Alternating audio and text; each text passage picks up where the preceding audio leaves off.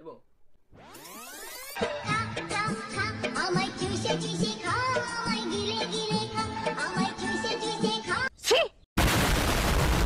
Social media এসে চাটাচাটি video তোমরা করবে, সেটা নিয়ে রোস্ট ভিডিও বানালে আবার তাদের স্ট্রাইক মেরে দেবে।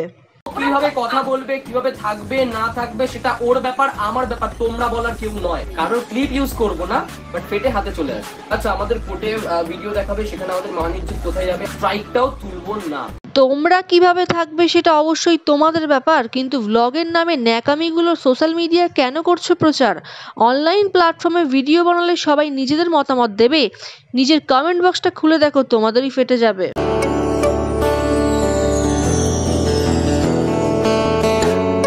বৌমার পায়ে চুমু খেয়ে তুমি নিজেকে বিশ্বের সেরা সেরা শাশুড়ি প্রমাণ করতে চাইছো, তাই তো? আরে চাপ নেই কাকিমা, তুমি এইভাবেই নিজের কাজ চালিয়ে যাও। একদিন না একদিন সেরা সেরা শাশুড়ি তুমি হবেই হবে। পায়ে চুমু খাওয়ার জন্য কাকিমাকে কেউ চুম্মাশ্রী আবার ছুড়ে মারো।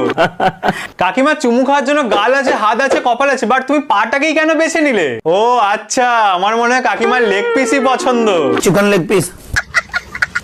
স্যার আমাকে কেসের হুমকি দিচ্ছে, বাট আমি কি এমন করেছি যে আমার নামে কেস করবে? এইসব ন্যাকামি আর কদিনই বা চলবে? কেউ না কেউ তো এটা নিয়ে অবশ্যই বলবে।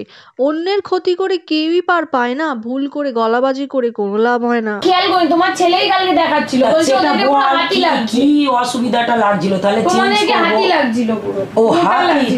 তাহলে কি গায়ের চামড়া কেটে যখন একটা সদ্যজাত শিশু জন্মায়, একটা মা তাকে ভালোবেসে পায়ে চুমু খায়, একটা বাবা তাকে ভালোবেসে ছোট পা গুলোকে নিয়ে চুমু খায়, তখন কি তার মাটা ছোট হয়ে যায়, বাচ্চাটা বড় হয়ে যায়? তখনও তার মাটা অতটাই বড় থাকে, অতটাই গুরুজন থাকে। এই রোস্টে সে মন্তব্য করে সেই চুমু খাওয়াটাকে, এইটা বলে যে কাকিমা তোমাকে তো চুম্মাশ্রী অ্যাওয়ার্ড দেওয়া উচিত। আমরা তাহলে একটা যদি সদ্যজাত জন্মানো বাচ্চাকে তার মা চুমু খায় পায়ে, তাহলে আমি তাকে গিয়ে বলবো কাকিমা তোমার তো চুম্মাশ্রী অ্যাওয়ার্ড পাওয়া উচিত, তুমি এইভাবে করতে থাকো, তুমি একদিন সেরা সেরা শাশুড়ি অ্যাওয়ার্ড পেয়ে যাবে। সদ্যজাত শিশুর সঙ্গে নিজের তুলনা করছো, নিজের শাশুড়িকে অনলাইন প্ল্যাটফর্মে এসে হাতি বলছো। তোমাদের সাবস্ক্রাইবাররাই তোমাদের ধুয়ে দিচ্ছে, তোমরা যে ভুল তারা সেটা মেনে নিচ্ছে। আয়রনিক অংশুর পাশে আমরা সবাই আছি, কি করে ক্ষতি করো সেটা আমরা দেখছি।